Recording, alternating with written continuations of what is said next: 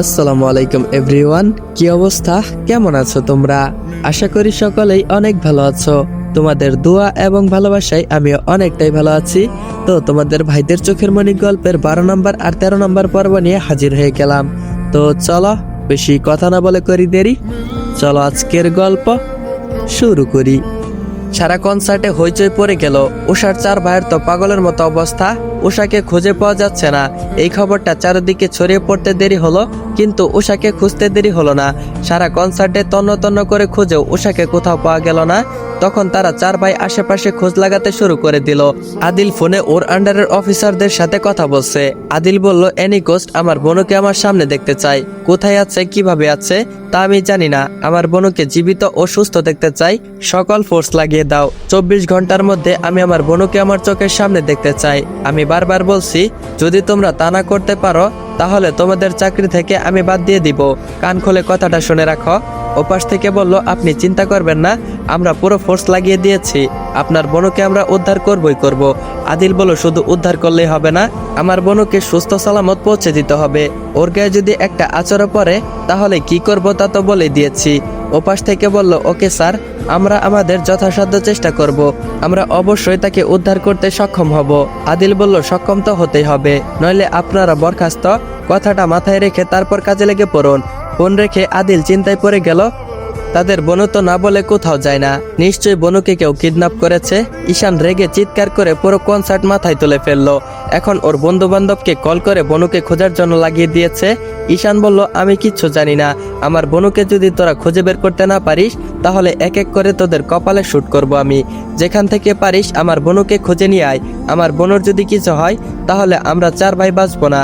আমার বোনকে পুরো সুস্থ দেখতে চাই। যদি বাইনি চান্স আমার বোনকে খুঁজে না পাওয়া যায় তাহলে তোরা মরার জন্য রেডি থাকিস। সোজা কপাল বরাবর শুট করে বস্তা ভরে বুড়িগঙ্গায় ফেলে দিয়ে আসবো। ফোন রেখে কপালে আঙ্গুল দিয়ে স্লাইড করতে লাগলো। আজ ওর জন্যই ওর বোনকে খুঁজে পাওয়া যাচ্ছে না। ও যদি তার পিছু না নিত তাহলে এখন ওষাকে হারাতো না। ঈশাদ বলল, শান, বোনকে খুঁজে পেয়েছিস? ঈশান বলল, না ভাই, কোথাও বোন নেই। ঈশাদ বলল, আল্লাহ আমাদের বোনের সাথে এমন কেন করে? 3 বার মৃত্যুর হাত থেকে বেঁচে ফিরল, আবার কি হলো আমাদের বোনের সাথে? ঈশান বলল, আমি শিওর কেউ আমাদের বোনকে কিডন্যাপ করেছে। ঈশাদ বলল, আমারও তাই মনে হচ্ছে। এর মধ্যে ওদের সামনে অর্ণব ও জিবরান এসে হাজির হলো। ওরা দুজন খুব চিন্তিত। জিবরানের তো মনে হচ্ছে ভয়ে আতঙ্কে চোখগুলো বের হয়ে যাচ্ছে। অর্ণব বলল, আমাদের এখন হাত পা গুটিয়ে বসে থাকলে চলবে না, আমাদের বনুকে খুঁজে বের করতে হবে। আমরা এখন চুপ করে বসে থাকলে কি করে বনুকে খুঁজে পাবো? জিবরান বলল, বড় ভাইয়া, আমরা কি করে উষাকে খুঁজবো? আমরা জানি না কোথায় আছে ও, আর কিভাবে আছে, আদৌ সুস্থ আছে নাকি অন্য কিছু। আমি কিছু ভাবতে পারছি না। তখনই আদিলের কনসার্টের পিছন থেকে চিৎকারে সবাই ডাকতে লাগলো। ঈশাদ বলল, মেঝো ভাইয়ার গলার স্বর মনে হচ্ছে। ঈশান বলল, ভাইয়া সবাইকে ডাকছে কেন? অর্ণব বলল, চল তো গিয়ে দেখি। জিবরান বলল, জলদি চলুন ভাইয়া। আল্লাহ জানে ভাইয়া আবার কি দেখলো। সবাই দৌড়ে পিছনের দিকে গেল। আদিলের হাতে উষার পাটি জুতা। ঈশান বলল, কি হয়েছে?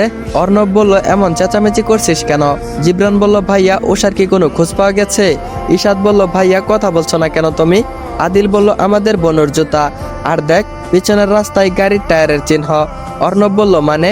আদিল বলল, মানেটা আমরা যে ভয় পাচ্ছিলাম সেটাই হয়েছে, আমাদের বোনকে কেউ কিডন্যাপ করেছে। ঈশান বলল, ও শিট, আমি ঠিক এটাই ভয় পাচ্ছিলাম। জিবরান বলল, আর কোনো ক্লু পেয়েছেন ভাইয়া?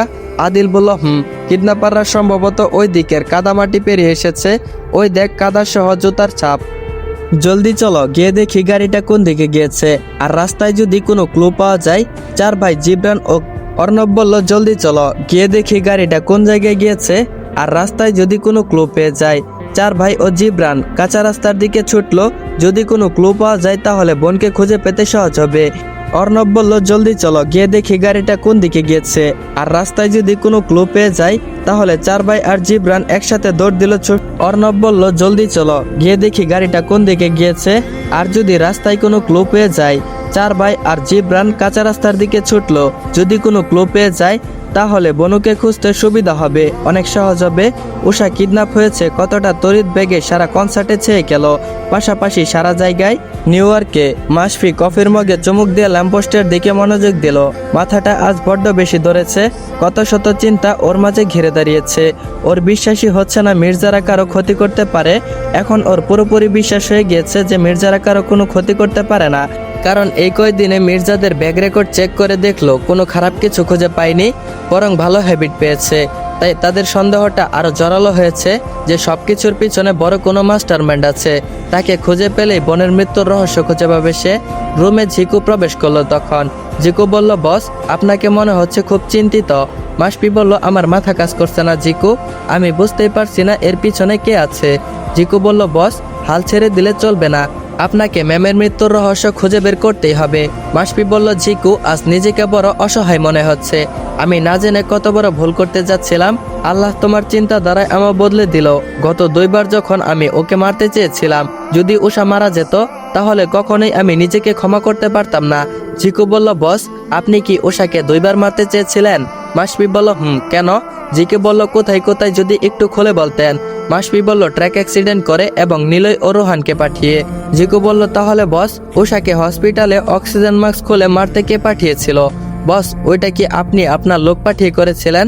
লোকটা চিন্তিত ভঙ্গিতে বলল। মাসপি বলল, না তো, আমি তো উষাকে হসপিটালে মারার জন্য কোনো লোক পাঠাইনি। ঝিকু বলল, বস আমি খবর নিয়ে জানতে পেরেছি উষা অ্যাক্সিডেন্টের দিন আইসিইউর মধ্যে থাকা অবস্থায় কেউ ওর অক্সিজেন মাস্ক খুলে ফেলেছিল। এত করা পাহারা, তার মধ্যে পাশের রুমে ওর 4 ভাই নামাজ পড়ছিল, তারপরও সে কাজটা করতে সক্ষম হয়েছে। ভেবে দেখেছেন বস কতটা ডেঞ্জারাস ব্যাপার?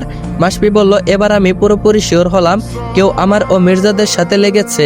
এখন আমাদের দুজনের শত্রু কি একজন নাকি ভিন্ন, তাই বের করতে হবে ঝিকু। হঠাৎ মাসপির মোবাইলে আরানের কল এলো। আরান বলল, আসসালামু আলাইকুম ভাইয়া। মাসপি বলল, ওয়ালাইকুম আসসালাম, কি খবর? আরান বলল, ভাইয়া তুমি কি উষাকে তুলে আনার জন্য কোনো গ্যাং পাঠিয়েছ? মাসপি বলল, আমি তো তোকে বলেছিলাম, পুরো প্ল্যান তো তোকেই বুঝিয়ে দিয়েছি। আরান বলল, তোমার প্ল্যান ছিল আমরা উষাকে তুলে আনার জন্য বন্দোবস্ত করব, কিন্তু ওকে তুলে আনবো না, তাই আমরা ভাইয়া ওর ধারে কাছেও যাইনি। মানে কনসার্টের ধারে কাছেও আমরা গেছিনি, কনসার্টের আশেপাশেই ছিলাম। মাসপি বলল, এগুলো তো পুরোটাই আমাদের প্ল্যান ছিল, এখন কি হয়েছে সেটা বল। আমি অন্য কোনো লোক পাঠাইনি উষাকে তুলে আনতে। আরান বলল, ভাইয়া তাহলে উষাকে কিডন্যাপ করলো কে? মাসপি বলল, হোয়াট, কি বলছিস তুই? অবাক হয়ে কথাটা বলল। আরান বলল, আমি সত্যি বলছি, একটু আগে খবর পেলাম উষা কিডন্যাপ হয়ে গেছে। মাসপি বলল, আমার সন্দেহ ঠিক হয়েছে, কেউ আমাদের নিয়ে দাবারগুটি চালছে, খুব সুন্দর করে আমাদেরকে নিয়ে খেলছে সে। শোন আরান, তুই খোঁজ লাগাতে শুরু করে দে, কিডন্যাপাররা উষাকে কে কিডন্যাপ করেছে। আমার মনে হচ্ছে উষার কিডন্যাপারদের খুঁজে পেলে আমরা আমাদের বোনের মৃত্যুর রহস্য খুঁজে পাবো। আমি জানতে পারবো আসলে কি আমার বোন আত্মহত্যা করেছে নাকি তাকে মেরে ফেলা হয়েছে। আরান বলল, আচ্ছা ভাইয়া আমি খোঁজ নিচ্ছি। মাসপি বলল, শোন সাবধানে থাকিস, নিজের খেয়াল রাখিস, আর 24 ঘন্টা দেশের আপডেট আমাকে দিবি, আমিও দেখছি কি করা যায়। মাসপি কল কেটে দিল। আরান এখনো ঘরের মাঝে আছে। যে ভাই কখনো ভালো মন্দ কখনো জিজ্ঞেস করেনি, সে আজ ওকে সাবধানে থাকতে বলল। আরান নিজের কানকে বিশ্বাস করতে পারছে না। মাসপিকে আরান নিজের ভাইয়ের থেকে কোনো অংশে কম দেখে না। মাসপি পড়ে গেল চিন্তায়, এখন কি করবে বুঝতে পারছে না। মাসপি বলল, ঝিকু কুইক ফ্লাইটের টিকিট বুক করো, আমরা ইমিডিয়েটলি দেশে যাব। এবার মনে হচ্ছে আমরা আমাদের উদ্দেশ্যে পৌঁছে যেতে পারবো। ঝিকু বলল, বস এক্ষুনি যাবেন? মাসপি বলল, কোনো কথা নয় ঝিকু, তোমাকে যা বলেছি তাই করো, পরে সব কথা খুলে বলবো। ঝিকু বলল, ওকে বস। গোডাউনের অন্ধকারে কিছু দেখছে না রোমান, নিজেকে আজ অনেক বড় অপরাধী লাগছে। কি করে করতে পারলো এসব? কয়েকটা টাকার জন্য সে উষাকে হসপিটালে গিয়ে অক্সিজেনের মাস্ক খুলে দিয়েছিল। যদিও সত্যি ওর কিছু হয়ে যেত তাহলে সে কি করত? অবশ্য এখানে টাকার চেয়ে রোমানের সবচেয়ে বড় আমানত ওই ব্যক্তির কাছে ছিল। রোমান জানে এই পুরো প্ল্যানের পিছনে কে আছে। পুরো ঝামেলার মাস্টারমাইন্ড ওর বোনকে আটকে রেখে তারপর ওকে বাধ্য করেছিল এই কাজটা করাতে। কিছু সময় আগে এখানে ধরে এনেছে আর কিছু কালো পোশাক পরিহিত লোক ইচ্ছে মতো মেরে রক্তাক্ত করে ফেলেছে। কারণ রোমান অপরাধ বোধে এতটাই বিষে গিয়েছিল যে সব কথা আরানকে বলতে চেয়েছিল। তাই মেন কালপিট সব জেনে গিয়ে তাকে তুলে এনে ইচ্ছে মতো কেলিয়েছে, তারপর একটা অন্ধকার রুমে আটকে রেখেছে। অন্ধকারে হাতে একটা কিছু নিতে বুঝতে পারলো এটা ওর মোবাইল। মোবাইল হাতে পেয়ে এত কিছুর মধ্যে রোমান আশা ফিরে পেল, আশার আলো দেখতে পেল। মোবাইল অন করে নাম্বারটা খুঁজতে লাগলো, চোখের সামনে ঈশানের নাম্বারটা পেল। কোনো এক দরকারি কাজে রোমান ঈশানের নাম্বারটা সেভ করে রেখেছিল। 7-5 না ভেবে কল করলো ঈশানকে। কয়েকবার রিং হতেই অপর পাশ থেকে ঈশানের গলার আওয়াজ পেল সে। ঈশান বলল, আসসালামু আলাইকুম, কে বলছেন? রোমান বলল, ঈশান, আমি রোমান বলছি। ঈশান বলল, কোন রোমান? রোমান বলল, আমি আরানের বন্ধু রোমান বলছি। ঈশান বলল, আরে রোমান, তুই হঠাৎ করে কি মনে করে কল করেছিস? রোমান বলল, ভাই তুই আমার কথাগুলো একটু মনোযোগ দিয়ে শোন, আমি তোকে অনেকগুলো ইনফরমেশন দেব। ঈশান বলল, হ্যাঁ বল। রোমান বলল, তোর বোন যেদিন অ্যাক্সিডেন্ট করেছিল সেদিন ওরবকে কল করেছিল কে জানিস? আমি নিজেই করেছিলাম। নিজের মোবাইল দিয়ে কল করার সাহস হয়নি, তাই বলে আমি ফ্যাক্সিলোডের দোকান থেকে কল করেছিলাম ওরবকে। অ্যাক্সিডেন্টে ওইখানে যে কালো গাড়িটা ছিল সেটা আরানের ছিল। তোর বোনকে সেদিন হসপিটালে অক্সিজেন মাস্কটা আমি খুলেছিলাম। তবে ভাই আমি তখন ইচ্ছা করে এগুলো করিনি। আমাকে আমার বোনকে ওরা আটকে রেখে আমাকে বাধ্য করেছিল এইসব কাজ করাতে। প্লিজ ভাই আমাকে মাফ করে দিস, আমি ইচ্ছা করে এমনটা করিনি। আমি যদি তোর বোনের ক্ষতি না করতাম তাহলে ওরা আমার ছোট বোনের ক্ষতি করত। ঈশান বলল, কি বলছিস তুই? রোমান বলল, হ্যাঁ ঈশান, আমি সত্যি বলছি। আরান ও মাসফি তারা বলবো যে তোদের বোনকে ক্ষতি করতে চাইছে। তারা তাদের ভুল বুঝতে পেরেছে যে তোরা কেউ মাসফি ভাইয়ের বোনের আত্মহত্যার পিছনে দায়ী নয়। ঈশান বলল, ওয়েট রোমান, মাসফি শিকদারের বোনকে? রোমান বলল, আদিল ভাইয়ের ফ্রেন্ড আদিতি আপু। ঈশাদ বলল, মানে? রোমান বলল, আদিতি আপু আত্মহত্যা করেনি, তাকে মেরে ফেলা হয়েছে, আর তাকে মেরেছে আদিল ভাইয়েরই আরেকটা ফ্রেন্ড সৃজান। ঈশান বলল, তুই এত কিছু কি করে জানলি? রোমান বলল, আমি সৃজানকে নিজের মুখে বলতে শুনেছি, আর সবকিছুর মূলে আরেকজন রয়েছে, আর তার নাম হলো। রোমান কিছু বলার আগে পিছন থেকে অচেনা ব্যক্তিটা রড দিয়ে রোমানের মাথায় আঘাত করলো। মুখ থুবড়ে পড়ে গেল রোমান। ঈশান বলল, হ্যালো রোমান, কি হলো? কিসের শব্দ ছিল? কথা বলছিস না কেন তুই? কে আছে এই ঘটনার পিছনে? চুপ করে থাকিস না। ব্যস্ত হয়ে কথাগুলো বলল। মোবাইলটা হাতে নিয়ে জোরে একটা আছাড় মারল ব্যক্তিটা। এত জোরে মেরেছে যে মোবাইলটা টুকরো টুকরো হয়ে চারিদিকে ছড়িয়ে পড়ল। অজ্ঞান রোমানের সামনে গিয়ে ওর চুলের মুঠি ধরে বলল, আমার এতদিনের কষ্ট আমি কি করে বিফল হতে দেই? অনেক খড়কুটো পরে আজ আমি এইখানে এসেছি, আর তোর মতো একটা পুচকে মানুষের জন্য আমি হেরে যাব তা তো কখনোই হতে দিতে পারি না। আবছা আলোযুক্ত চেয়ারের সাথে হাত পা বেঁধে রেখেছে উষাকে। কিছু সময় পর জ্ঞান ফিরে নিজেকে বাঁধা অবস্থায় পেল। ও চোখ খুলতেই দেখতে পেল মাথার উপর একটা লাইট জ্বলছে। টিপ টিপ করে সামনের দিকে তাকাতেই উষা দুইটা ছায়ামূর্তি দেখতে পেল। মানুষ দুটো চিনতে বেশি বেগ পেতে হলো না তার। একজন সৃজান, আরেকজন সিয়াম। সিয়াম বলল, ওয়েলকাম মিস উষা মির্জা। ও সরি, তুমি তো এখন অন্য কারো বাগদত্তা, Mrs Usha Jibran Khan. Am I right baby? মেকি হেসে দিয়ে তারপর বলল কথাটা। উষা বলল, আমাকে এখানে তুলে এনেছেন কেন? সৃজান বলল, কি বলো এসব উষা? তোমার মুখে এসব কথা মানায় না। তুমি কি সত্যিই জানো না, নাকি জেনেও না জানার ভান করছো? উষা বলল, আপনাদের ভাইয়েরা কত বিশ্বাস করে, ভরসা করে, আর আপনারা তার প্রতিদান এইভাবে দিলেন? এতটা নিচে নেমে গেছেন আপনারা? ছি, আমার ঘৃণা করছে আপনাদের। সিয়াম বলল, আমাদের দেখে এইভাবে নাক ছিটকাচ্ছ কেন? আরেকজনকে দেখলে কি করবে? যে কিনা তোমাদের ভাইয়ের সমান, সেও তো তোমার কাছে অনেক বিশ্বাসী। উষা বলল, কার কথা বলছেন আপনারা? ভয়াবহ কথাটা বলল। সৃজান বলল, কোথায় তুমি? আর কত অন্ধকারে থাকবে? এবার তো বের হয়ে আসো। অন্ধকার থেকে একটা ছায়া ক্রমশ উষার দিকে এগিয়ে আসতে লাগলো। ছায়াটা যত নিকটে আসছে উষার বুকের মাঝে তত বেশি হাতুড়ে পিটা শুরু করছে। ছায়াটা সামনে আসতেই পুরো অন্ধকার ঘেরা রুমটায় আলো জ্বলে উঠলো। উষা খেয়াল করলো এটা কোনো রুম নয়, এটা বিশাল বড় একটা গোডাউন। আশেপাশে অনেক পোশাক পরিহিত বডিগার্ড। তবে সামনে থাকা ব্যক্তিটাকে দেখে উষা পুরো অবাক হয়ে গেছে। শেষ পর্যন্ত এই মানুষটাও তাদের সাথে বেইমানি করলো। উষার মুখ থেকে অটোমেটিক বের হয়ে গেল, ওরূপ ভাইও তুমি? অবাক হয়ে কথাটা বলল। ওরূপ বলল, অবাক হচ্ছিস উষা? অবশ্য অবাক হওয়ারই কথা। হ্যাঁ আমি। সৃজান বলল, কেমন দিলাম উষা? উষা বলল, ওরূপ ভাইও তুমি আমাকে নিতে এসেছো তাই না? আমি জানি তুমি কখনো আমাদের সাথে বেইমানি করবে না, কারণ আমরা তো তোমাকে কখনো নিজের ভাই ছাড়া অন্য কিছু অন্য কোনো নজরে দেখিনি। ওরূপ বলল, রাগ তোর ভাই, এত বছর তোদের সাথে আছি, তোরা শুধু আমাকে গোলাম ভেবেছিস, আমার ইচ্ছার কোনো মূল্য দেসনি। উষা বলল, ভাইও তুমি এই কথাটা কেমনে বলতে পারলে? আমরা সব সময় তোমার ইচ্ছার গুরুত্ব দিয়েছি। ওরূপ বলল, আরে থাম তো, এত নাকামি করিস না। তোদের দাস হয়েছিলাম আমি এতবার তোদেরকে এত কিছু করে দিয়েছি। সবচেয়ে বড় স্বপ্ন এখন আমি পূরণ করব। আমি তোদের সব সম্পত্তি নিজের করে নিব, আর আমি রাজার হালে জীবনযাপন করব, আর তোরা সবাই থাকবি কবরে। উষা বলল, সত্যি একটা কথা সবাই ভুল বলে না, দুধ কলা দিয়ে কালসাপ পোষা। আমরাও বোধহয় তাই করেছি, কখনো তোমাকে আমরা অন্য চোখে দেখিনি। ওরূপ বলল, এত ঢঙের পেঁচাল পারিস না তো। আমার দরকার তোদের টাকা পয়সা আর সম্পত্তি, আর সৃজন সিয়ামের দরকার তোদেরকে, তাই তো ওদের সাথে হাত মিলালাম। উষা বলল, ছি ছি, তোমায় এখন আমার ভাই বলতেও ঘৃণা করছে। এতদিন আমি এই বেঈমান বিশ্বাসঘাতকটাকে আমি ভাই বলে ডেকেছি।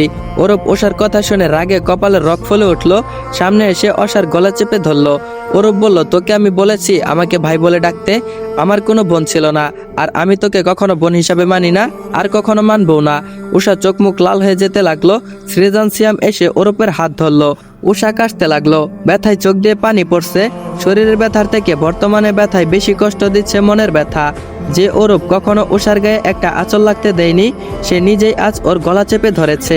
সত্যি আপন মানুষের গুলো দুর্বলতার সুযোগ নেই বেশি। সৃজন বলল, অরূপ শান্ত হও, কি করছো?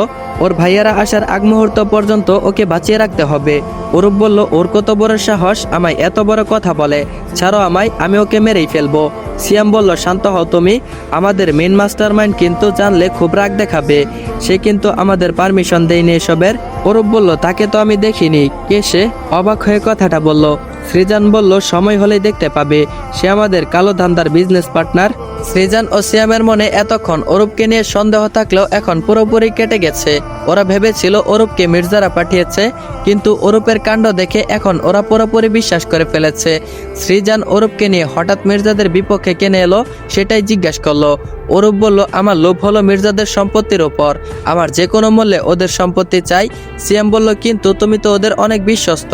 অরূপ বলল, সেই বিশ্বাসের ফায়দা তো আমি উঠাবো। সৃজন ভাই, আপনি আদিতিকে কেন মেরেছেন? সৃজন বলল, তুমি সেটাও জেনে গেছো? তাহলে তো সবকিছু বলেই দিতে হয়। আমার যেটা না হয় সেটা আমি অন্য কারো হতে দেই না। আদিতিকে আমি অনেক ভালোবাসতাম, কিন্তু আদিতি ভালোবাসতো আদিলকে।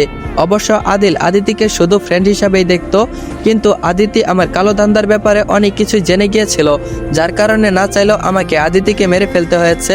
মেরে ফেলার পর ওকে ফ্যানের সাথে ঝুলিয়ে রেখে আদিলকে সহ পুরো মির্জা ফ্যামিলিকে ফাঁসিয়ে দিয়েছি, আর আমি কানাডা চলে গিয়েছি। অরূপ বলল, এত বুদ্ধি আপনার মাথায় কোথা থেকে আসে? আমাকেও কিছু দেন। সিয়াম বলল, ভাইয়া উষাকে আমার চাই। অরূপ বলল, এখন নয়, ওদের ভাইয়ের সামনে সর্বনাশ করলে ওরা বুঝবে মজা। সৃজন বলল, আইডিয়াটা খারাপ নয়। উষা এতক্ষণ চুপ করে ওদের কথা শুনছিল, পিছন থেকে চেঁচিয়ে বলে উঠল, অনেক বড় ভুল করলি তোরা, নিজেদের মৃত্যুকে ডেকে এনেছিস, আমার ভাইয়েরা তোদের কাউকে ছাড়বে না। উষার কথা শুনে সৃজন, সিয়াম, অরূপ তিনটা বডিগার্ড ওদের সামনে এসে দাঁড়ালো। সিয়াম ও অরূপ ঝুঁকে ওর দিকে তাকালো। অরূপ ওর সামনে বসে পড়লো। দুইজন বডিগার্ড সিয়ামের পিছনে দাঁড়িয়ে আছে।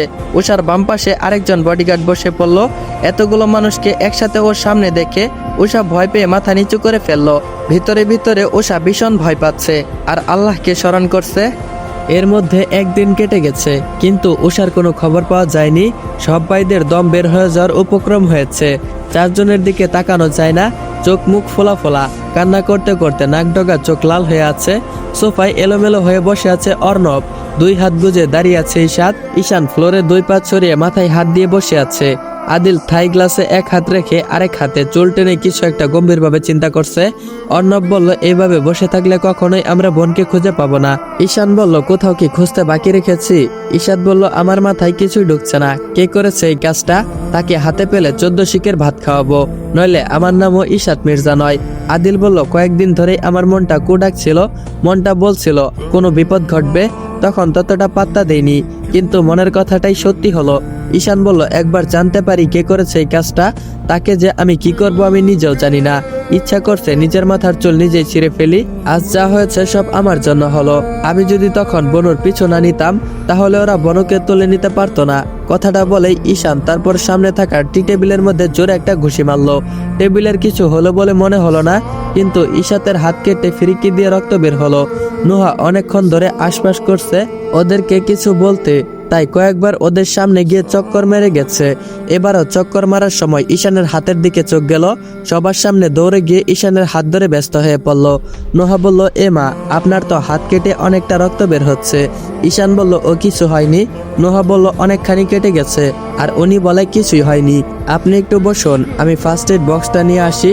ঈশান বলল, আমার কিছু হয়নি, তোমার এত ব্যস্ত হতে হবে না। নোহা বলল, একদম কথা বলবেন না, ব্যান্ডেজ না করলে ইনফেকশন হয়ে যাবে। নোহা উঠে বক্সটা আনতে চলে গেল, আর ঈশান অবাক হয়ে তার যাওয়ার পানে তাকিয়ে আছে। ঈশাতের দিকে তাকাতেই ঈশান দেখতে পেল ঈশাত ওর দিকে চোখ ছোট ছোট করে তাকিয়ে আছে। ঈশান চোখের ইশারায় জিজ্ঞেস করলো, কি হয়েছে, কি দেখছিস? ঈশাত ইশারায় হাত দিয়ে বোঝালো, তোদের লাভ স্টোরি। ঈশান চোখ পাকিয়ে তাকাতেই ঈশাত মুখ বেঞ্চি দিয়ে অন্যদিকে তাকিয়ে রইল। নুহা ফার্স্ট এড বক্সটা নিয়ে এলো আর তোলা দিয়ে রক্ত মুছে দিচ্ছে। নুহা বলল, সবসময় কি নিজের উপর দিয়ে রাগ ওঠাতে হবে আপনার? নিজের প্রতি এত কেয়ারলেস কেন আপনি? আপনার যদি কিছু হয়ে যায় তাহলে আমার? ঈশাদ বলল কি তোমার?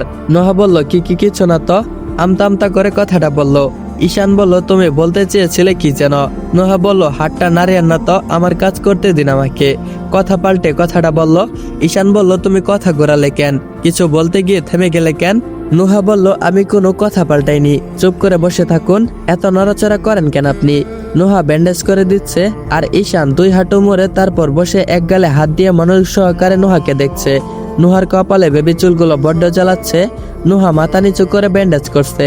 ওর বেবি চুলগুলো সামনে এসে পড়ায় ঈশান নোহার মুখ দেখতে পারছে না, তাই সে গালের থেকে হাত সরিয়ে নোহার বেবি চুলগুলো কানের দিকে গুজে দিল। আলতো আঙ্গুলের স্পর্শ পেয়ে নোহা কিছুটা কেঁপে উঠল।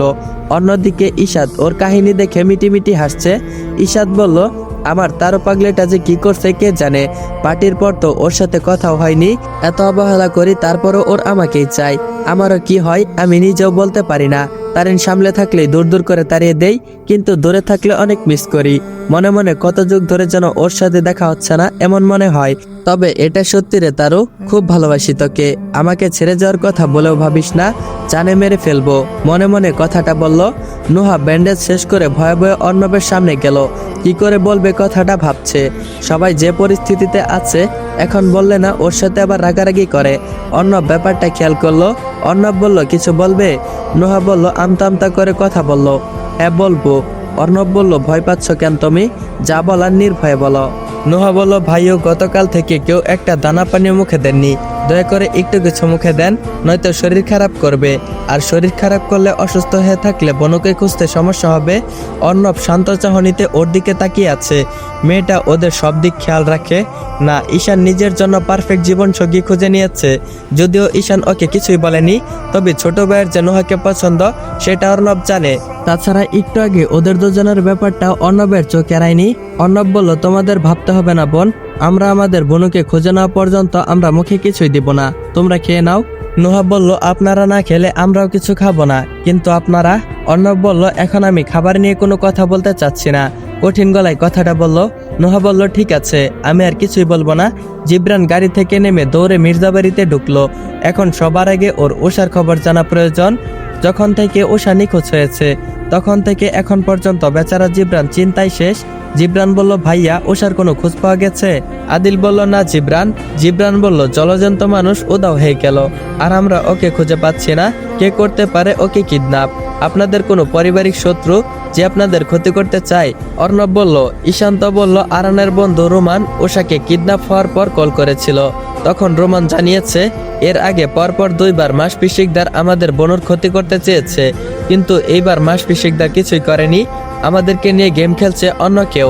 জিবরান বলল আপনারা কি জানেন কে সে? ঈশাদ বলল জানলে হয়তো এখানে ওদের লাশ পড়ে থাকতো, এখানে বসে থাকতাম না, এখানে আমাদের পায়ের কাছে ওর লাশ পড়ে থাকতো। ঈশান বলল একবার জানতে পারি কে করেছে এই কাজটা, তার লাশ আমি টুকরো টুকরো করে ড্রেনে ফেলে দিব। জিবরান বলল এখন আমরা কি করব? অর্ণব বলল আল্লাহর উপর ভরসা করা ছাড়া আমাদের কিছুই করার নেই, তিনি নিশ্চয় আমাদের রাস্তা দেখাবেন। আমার বিশ্বাস আল্লাহ তাআলা আমাদের বোনের কোনো ক্ষতি হতে দিবে না। তারিন বলল ভাইও উষানের কোনো খোঁজ পাওয়া গেছে? পেছনে তারিনের গলার স্বর পেয়ে সবাই পিছনে তাকালো। তারিনের চোখ দুটো টলমল করছে।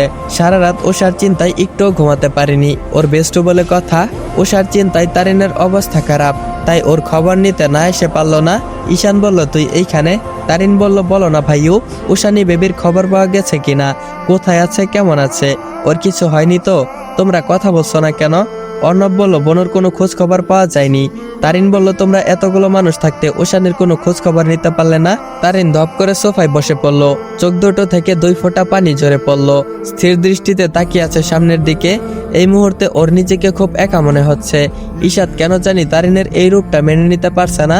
হাসি খুশি চঞ্চল মেয়েটা যে কিনা সবসময় বাড়ি মাতিয়ে রাখে, সেও আজ উষার জন্য চোখের পানি ফেলছে। সবাই মন খারাপ করে একসাথে সোফায় বসে আছে। নিজেদের কাজ ফেলে রেখে তারা এখন উষাকে খুঁজতে ব্যস্ত হয়ে পড়েছে। তবে সব জায়গায় খুঁজে তারা এখন হয়রান। হঠাৎ অর্ণবের ফোনে আননোন নাম্বার থেকে কল এলো। অর্ণব বলল আমাদেরকেও আননোন নাম্বারে কল করেছে। আদিল বলল ওয়েট ভাইয়া, তুমি ফোনটা রিসিভ করে তারপর ফুল সাউন্ডে দিয়ে রেখো, এমনও তো হতে পারে কিডন্যাপাররা কল করেছে। ঈশান কল ধরলো। সবাই সবার চার্জার সিটে বসে অর্ণবকে ঘিরে ধরলো। অর্ণব কল রিসিভ করলো। অর্ণব বলল আসসালামু আলাইকুম, কে বলছেন? ওপাশ থেকে বলল ওয়ালাইকুম সালাম, আমাকে চিনলেও চলবে, না চিনলেও চলবে। আপনি আমাদের খুব পরিচিত আবার অপরিচিত। অর্ণব বলল, আপনি যেই হন, কল কেন করেছেন? ওই পাশ থেকে বলল, শুধু শুধু মোবাইলের টাকা খরচ করে খুচরা পেঁচাল পাড়ার জন্য কল করিনি, কারণ ছাড়া আমি কাউকে কল করি না। এসব কথা বাদ দেই, এবার মেন পয়েন্টে আসি। অর্ণব বলল, কি বলবেন জলদি বলুন, আমরা এভাবেই অনেক টেনশনে আছি। লোকটা বলল, বোনের জন্য অনেক টেনশন হচ্ছে মনে হয়। হওয়ারই তো কথা, শত হোক 4 ভাইয়ের আদরের বোন বলে কথা। আপনাদের বোন আমাদের কাছে আছে। অর্ণব বলল, হোয়াট, কি বলছেন? আমার বোনও কোথায় আছে, কেমন আছে? ওর কোনো ক্ষতি করবেন না প্লিজ। আপনারা যা চাইবেন তাই আমরা দিয়ে দেব। আমাদের সব প্রপার্টি আপনারা নিয়ে নিন, আপনাদেরকে দিয়ে দিব, কিন্তু আমাদের বোনকে সুস্থ সালামত আমাদের কাছে পৌঁছে দিন। ওই পাশ থেকে বলল, আপনাদের বোনও ভালো আছে, তবে কতক্ষণ ভালো থাকবে তা কোনো গ্যারান্টি নেই। অর্ণব বলল, আমাদের কি করতে হবে বলুন? ওই পাশ থেকে বলল, আপনাদের প্রপার্টির সব কাগজপত্র নিয়ে এইখানে চলে আসুন, আমি যেই ঠিকানায় দিব সেখানে আপনারা চলে আসবেন। আদিল বলল, ভাইয়া জিজ্ঞেস করো কোথায়। তারপর অর্ণব বলল, কোথায় আসতে হবে? লোকটা বলল, যে কনসার্টে পার্টি রেখেছিলেন তার উত্তর দিকে হাইওয়ে রোডে ধরে আসতে থাকুন, আমাদের ছেলেরা দাঁড়িয়ে থাকবে, সেখান থেকে ওরাই আপনাদেরকে নিয়ে আসবে। খবরদার বলে দিচ্ছি, কোনো চালাকি করা যাবে না। পুলিশ যদি কোনোভাবে ব্যাপারটা জেনে যায় তাহলে আপনাদের বোনের লাশ বাড়িতে প্যাকেট করে পাঠিয়ে দিব। অর্ণব বলল, আমরা কোনো চালাকি করব না, কিন্তু প্লিজ আমাদের বোনকে কিছু করবেন না। ওই পাশ থেকে লোকটা বলল, আপনাদের সাথে কোনো অস্ত্র থাকবে না, যদি থাকে বাই এনি চান্স তাহলে আপনাদের কি অবস্থা হবে সেটা তো ভালো করেই জানেন। আপনাদের হাতে মাত্র 1 ঘন্টা সময় আছে, so come fast, your time is start now. Arnab বলল, হ্যালো, আপনি কি শুনতে পাচ্ছেন? যাক বাবা, কলটা কেটে দিল। আদি ইশাদ চান, আমাদের এক্ষুনি বের হতে হবে। যদি বেশি দেরি হয়ে যায় তাহলে আমাদের বোনের কোনো ক্ষতি হতে পারে, দেরি করলে বোনের বিপদ হতে পারে। জিবরান বলল, ভাইয়া আমিও যাব। আদিল বলল, না জিবরান, তুমি পুলিশের কাছে যাও, সবাই সেখানে যদি আটকে পড়ে যায় তবে কি হবে? বাইরে থেকে কাউকে পুরো ব্যাপারটা সামাল দিতে হবে, তুমি এই দিকটা সামলাও, আমরা ওইখানে যাচ্ছি। তারিন বলল, আমিও যাবো। ইশাদ বলল, তুই কি পাগল হয়ে গেছিস? তারিন বলল, না আমি যাব, তোমাদের যদি কোনো ক্ষতি হয়ে যায়, বাঁচতে তো একসাথে পারবো না, কিন্তু একসাথে তো মরতে পারবো। ছলো চোখে তাকিয়ে কথাটা বলল। ইশাদ বলল, কি যাতা বলছিস? তোর কোথাও যেতে হবে না, তুই বাসায় যা তারু। অর্ণব বলল, শান তুই গিয়ে আমার লকআপের থেকে সব প্রপার্টির কাগজ নিয়ে আয়। ঈশান বলল, আমি যাচ্ছি ভাইয়া। শেষ পর্যন্ত তারিনের জিদের কাছে সবাই ওকে নিতে রাজি হলো। সবার গন্তব্যের উদ্দেশ্যে রওনা দিল। জিবরান গাড়ি নিয়ে ছুটলো পুলিশ স্টেশনে। সিসিটিভি ফুটেজে ওদেরকে দেখে কল করা ব্যক্তিটি অট্টহাসিতে ফেটে পড়ল। 4 ভাই ও তারিন চোখ বেঁধে গোডাউনের ভিতরে নিয়ে গেল কয়েকটা কালো পোশাক পরিহিত বডিগার্ড।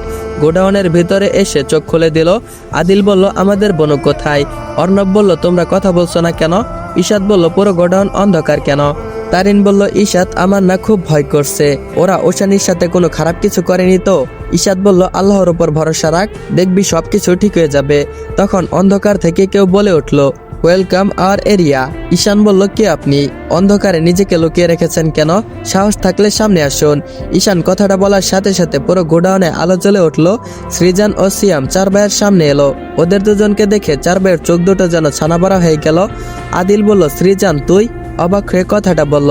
সৃজন বলল, ইয়েস আই এম। অর্ণব বলল, তোরা এই কাজটা করেছিস, ছি, তোদেরকে আমরা কতটা ভালো জানতাম। আদিল বলল, এতটা নিচে নেমে গেছিস তোরা? তোকে আমার বন্ধু ভাবতেও এখন ঘৃণা করছে। সিয়াম বলল, ওয়েট করো, আরেকজনকে দেখে নাও। কোথায় অরূপ? চলে এসো। অরূপ কফির মগটা হাতে নিয়ে চমক দিতে দিতে সামনে এলো। মুখে একটা টেডি স্মাইল, হাত নাড়িয়ে সবাইকে বলতে লাগলো, হ্যালো ভাইয়ারা। ইশাদ বলল, অরূপ তুই? ঈশান বলল, ওরা আমাদের সাথে বেমানি করেছে সেটা মেনেছি, কিন্তু তুই কি করলি? আমাদের খেয়ে আমাদের পরে আমাদের সাথে বেমানি করলি? কিসের অভাব ছিল তোর যার জন্য এরকম করলি? অরূপ বলল, আমাদের অনেক টাকার দরকার, অনেক সম্পত্তির দরকার, আর তোদের কোম্পানির ওপর লোভ আমার অনেক আগে থেকেই। আমি শুধু সুযোগের অপেক্ষায় ছিলাম। কোথায় তোদের সব প্রপার্টির কাগজপত্র? জলদি আমাকে দে, আমার যে আর তর্স হয়েছে না। আজ থেকে আমি হব মির্জাদের সব সম্পত্তির মালিক। আমার যে কি খুশি লাগছে। ইশাদ বলল, দেখো ভাইয়া, এই ছেলেটাকে তুমি আমাদের থেকে বেশি বিশ্বাস করতে, বেশি ভালোবাসতে, তোমার ভালোবাসার প্রতিদান কি করে দিচ্ছে? অর্ণব বলল, তুইও পেছন থেকে ছুরি মারলি অরূপ? তোকে তো আমরা কখনো অন্য চোখে দেখিনি। অসহায় কণ্ঠে কথাটা বলল। অরূপ বলল, এসব কথা আমাকে শুনিয়ে লাভ নেই, আমি গলছি না, কাগজপত্র দাও। আদিল বলল, আমাদের বোনকে না দেখলে আমরা কিছুই দিব না। সৃজন বলল, সিয়াম ভাই ওদের বোনকে নিয়ে আয় তো। সিয়াম ওষাকে নিয়ে এলো। চোখ মুখ একদিনেই শুকিয়ে কালো হয়ে আছে, হাত দুটো পিছনে দড়ি দিয়ে শক্ত করে বাঁধা, ঠোঁটের কোণ ফেটে রক্ত বের হচ্ছে, রক্ত জমাট হয়ে রয়েছে, মুখটা বিষণ্ণতা ও ক্লান্ত। চার ভাইয়ের চোখে পানি চলে আসলো। উষা বলল, ভাইও তোমরা আমাকে এইখান থেকে নিয়ে চলো, ওদের কাউকে ছাড়বে না, সবাইকে এক এক করে শাস্তি দিবে। ঈশান বলল, বনু। সিয়াম বলল, আহা একটু এগোতে পারবে না, যেখানে আছো সেখানেই দাঁড়িয়ে থাকো। কথাটা বলেই ঈশানের মুখে একটা ঘুষি মারল সিয়াম। ঈশান ছিটকে দূরে পড়ে গেল। বাকি তিনটা বডিগার্ড এসে তারপর তিন ভাইকে ঘিরে ফেললো। সৃজন বলল, কাগজ সব ঠিক আছে অরূপ? অরূপ বলল, একবারে সব খাপে খাপ। সৃজন বলল, এবার গিয়ে সোজা অর্ণবের কপাল বরাবর শুট করতো। অরূপ বলল, এটা আবার কি ব্যাপার? দাঁড়াও করছি। হাতে থাকা কফির মগটা রেখে একটা সিগারেট ধরালো অরূপ। দুই ঠোঁটের মাঝখানে কোনাকুনি করে রেখে জ্বলন্ত সিগারেটটা, রিভলভারটা কাঁধে বেল্ট দিয়ে বাঁধা, কোটটা পড়তে পড়তে সামনে এগোতে লাগলো অরূপ। অর্ণব বলল, অরূপ ভুলেও এই কাজটা করিস না। অরূপ বলল, ভাইয়া আই এম সরি, টাকার গোলাম আমি, যেখানে টাকা আছে সেখানে আমি আছি, তোমাদের আর আমার প্রয়োজন নেই। উষা বলল, আমার বড় ভাইকে কিছু করিস না। ইশাদ বলল, খবরদার অরূপ, সামনে আসিস না, একদম ওইখানেই দাঁড়িয়ে থাক, নয়তো খারাপ হয়ে যাবে। আদিল বলল, অরূপ স্টপ, থামতে বলেছি, আর এক পাও এগিয়ে আসিস না। অরূপের কোনো কথাই যেন কানে ঢুকছে না। সে রিভলভারটা নিয়ে এক পা করে এগোতে লাগলো অর্ণবের দিকে। হঠাৎ করে একটা গুলির শব্দে ও একটা চিৎকারে পুরো গোডাউনটা স্তব্ধ হয়ে গেল। আসসালামু আলাইকুম এভরিওয়ান। তো ভাইদের চোখের মনি গল্পের 12 নম্বর আর 13 নম্বর পর্বটা এইখানেই এন্ড করা হলো। তো গল্পটা তোমাদের কাছে কেমন লাগতেছে অথবা আজকের পর্বটা কেমন লাগছে অবশ্যই কমেন্ট বক্সে জানিয়ে যাবা। প্রতিদিনের মতো আজকের ভিডিওতেও কিন্তু একটা টার্গেট আছে। আজকের ভিডিওর টার্গেট হলো, এই ভিডিওতে যদি তোমরা 200 কমেন্ট আর 1000 লাইক কমপ্লিট করে দিতে পারো একদিনে, তাহলে পরবর্তী পর্বটা এর থেকেও বড় করে দেওয়ার চেষ্টা করব।